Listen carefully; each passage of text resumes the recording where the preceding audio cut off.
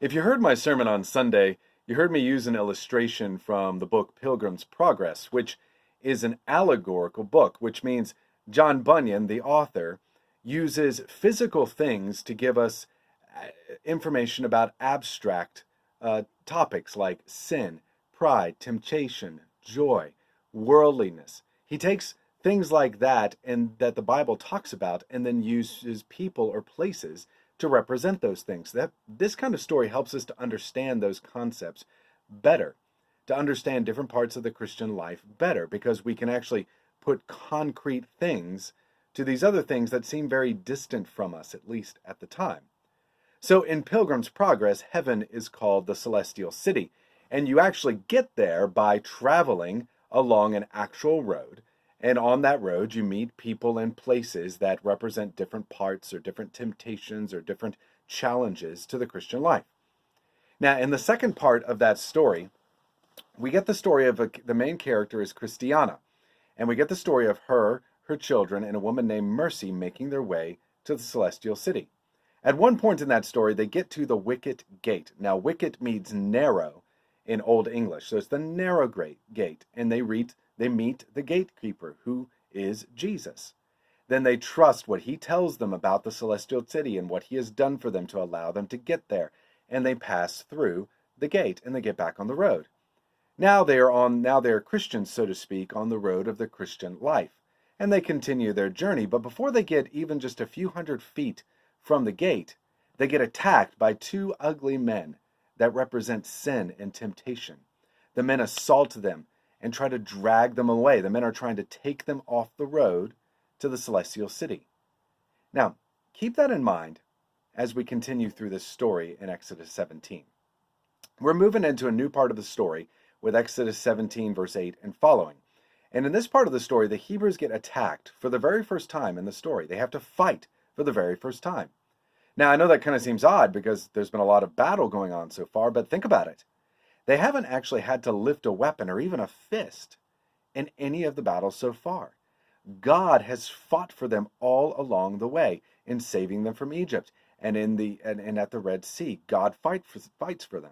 In fact, at the Red Sea, Moses says to them, "The Lord will fight for you. You only need to be still." All that God had done, saving them from slavery to Egypt so far, God did himself by fighting for them himself. They didn't actually have to lift a finger.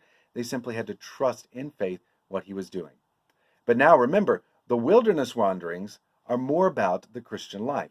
That part was the parallel of how we get saved. The wilderness wanderings are more about the Christian life and the parallel of how we live this life, and God works in us to make us more and more holy. So let's look at it and let's see what happens in this battle. But it's no ordinary battle. So let's look at it.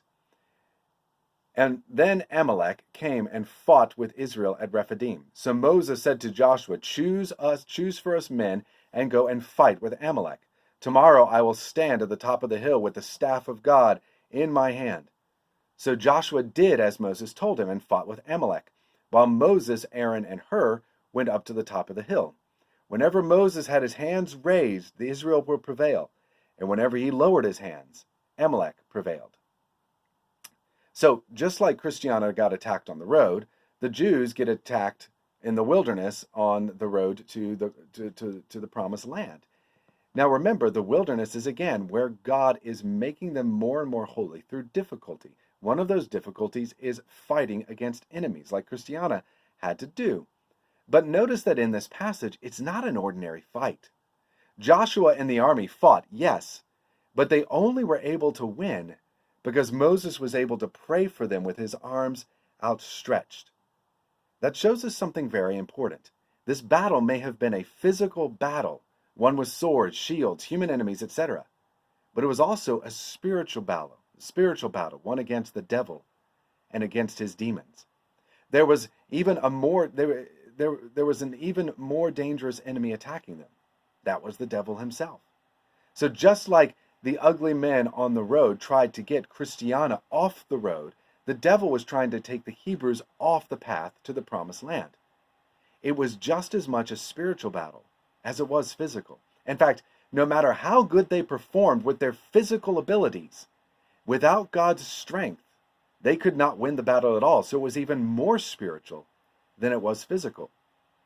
Youth, we're often tempted to think that all of our problems are physical in this world, or most of them are. We don't spend enough time in God's Word because, well, we're just plain tired and we want to get some more sleep. We don't pray because, well, our schedules are busy and we just don't have the time. We fight with friends or family, especially because, well, we're stuck at home with them all the time now. We spend too much time around them. But the thing is, all of those may seem like the Amalekites or the ugly men on the road, but they are actually more spiritual problems than they are physical ones. Having trouble spending time in God's Word isn't just about sleep. It's a spiritual battle, the devil tempting us to ignore the very thing, God's Word, that gives us strength and nourishes us in the wilderness of this life. Having trouble praying and having trouble spending time praying is not merely just a matter of our schedules. We have time. It's a spiritual battle. It's a battle against our sinful selfishness, our pride, thinking that we don't need God, we don't need prayer, we can do it all ourselves. Strife with our family isn't just about being stuck at home together, more than we would like to be. It's a spiritual battle. It's about our selfish hearts, loving ourselves far more than we love others. And it's also probably something that Satan is attacking, because if he can destroy the family, he can destroy the most important physical part of our lives. Problems that seem physical to us, sleep and schedules and family, all of those things are actually spiritual battles underneath. Therefore, we must fight them by faith and not with normal weapons. Now, we'll look more at that later, but in the meantime, remember that you are in a spiritual battle in this life against your own sinful heart, against the world around us, and against the devil, even as you watch this video. So you guys think about that, and I'll see you tomorrow.